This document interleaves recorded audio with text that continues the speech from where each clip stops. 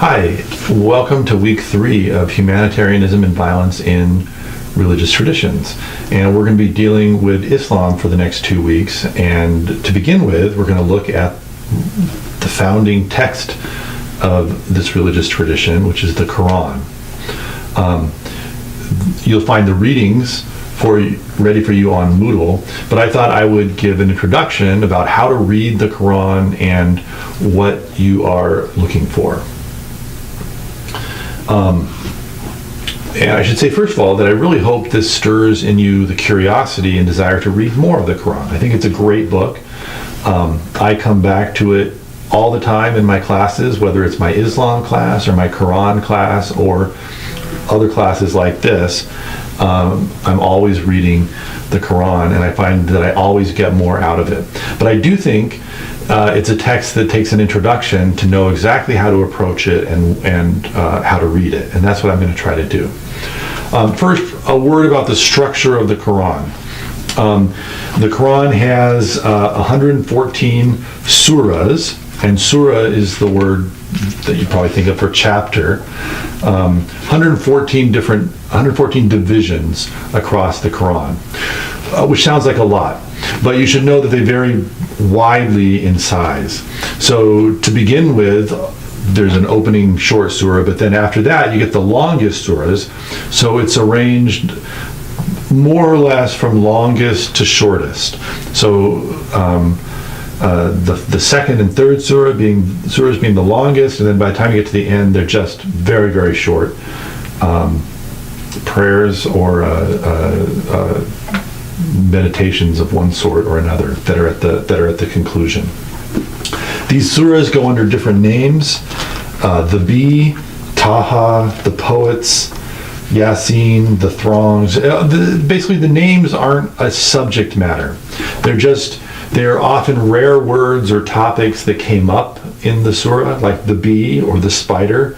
They were caught early commentators' eye because there was this word, the bee, hadn't turned up elsewhere, but it was treated in this surah, so they just called it, that's the bee, and that's the spider, and that's the Byzantine, various titles. But don't connect the title with the topic, because there's really no connection. Also, you should know that it's not chronological, and this is really important. So when you start on Surah 1 and then 2, you're not getting the earliest surahs. Lots of the earliest surahs are the late ones, and that's why in our reading you'll find that it begins with Surah 96, traditionally the first surah revealed to Muhammad, and then you get a number of short ones that I ask you to read first. I think that makes much more sense for understanding the Quran, is if you start with some kind of chronological order and see the development that's going on in the Quran.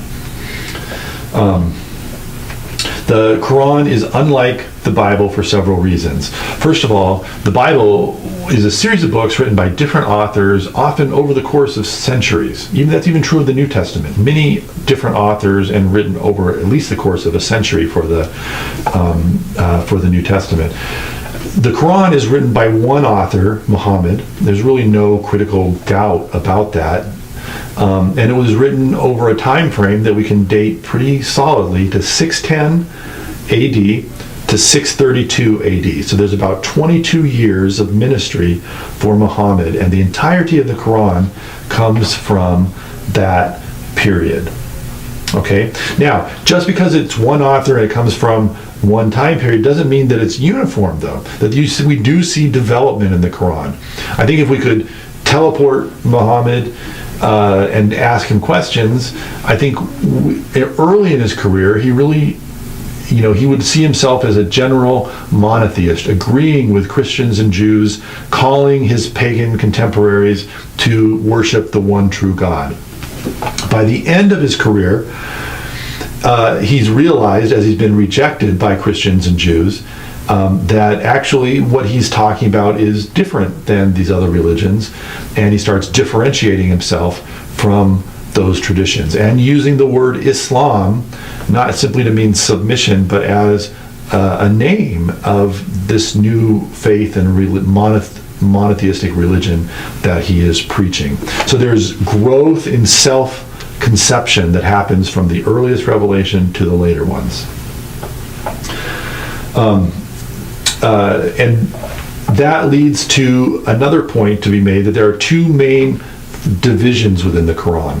There's the early surahs, the Meccan surahs, which all took place while Muhammad was living in Mecca, from the beginning of his ministry in 610 AD to 622. So there's about 12 years of early Meccan surahs.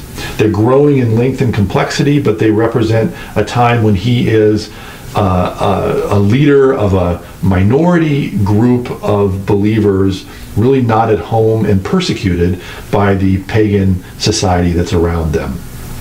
And then he flees Mecca and goes to Medina, a city up to the north.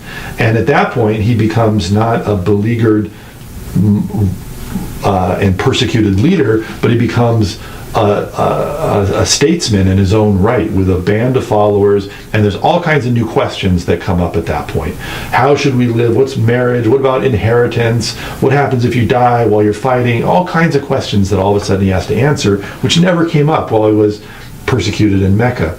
So there's a very different quality to the Medinan surahs as opposed to the Meccan surahs.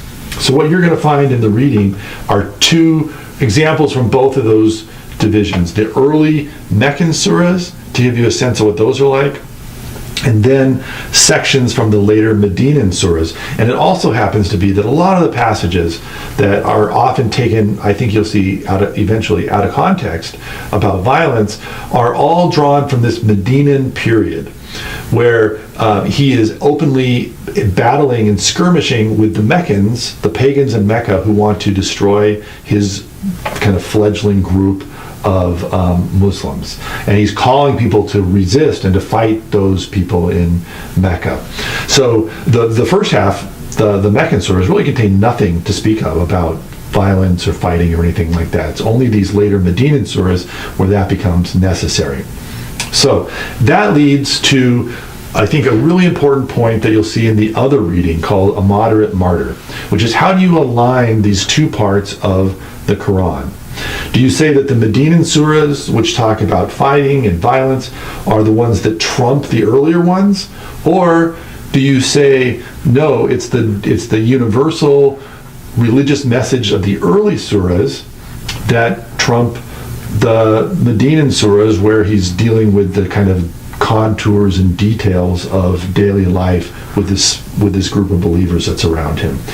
And that equals a frame. And that's what I think is so important to understand about reading the Quran, is that what matters more than anything else is the frame that you put around your reading of the text.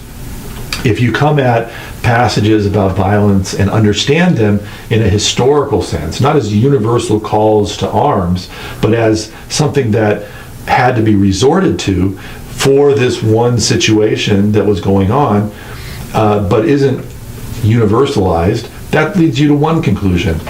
On the other hand, if you say, no, this is Muhammad's antagonism towards the Meccans is something that should be replicated with every Muslim viewpoint of states, the United States, or secular governments wherever, then you end up with the ability to use the Quran as a call to violence. But the answer to those questions isn't in the Quran itself. It's in that frame that you put around the text and that you use to give meaning and application to the passages themselves.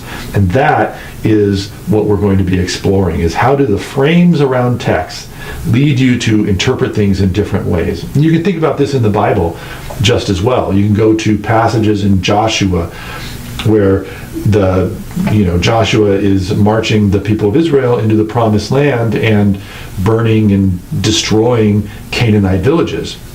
Very few Christians would read that and say that's what we're always supposed to do is kick people out of the land and burn and destroy villages or whatever in order to settle our community. Instead, Christians would just habitually read that and say, well, God may have, for whatever reason, done this, but that's not what we're supposed to always do. And that's kind of just would come very naturally to Christians if you showed them those texts. And I would argue that Islam deserves that same assumption of goodwill as we look at these Quran passages and understanding that what happened historically isn't necessarily something that is meant to be a paradigm to be replicated in all political situations as time goes on. And I think there are clues in the passages themselves where God speaking to Muhammad says, I know you don't like this stuff, this violence, but you're called to do that for a little while here as the Meccans oppose you. Okay, that I hope will give you a sense of why I selected these passages, and also how to understand the Quran itself. So I hope you enjoy this reading. I'm sure there will be questions, but plug through this, enjoy it, and we will talk about this next Thursday. Thanks.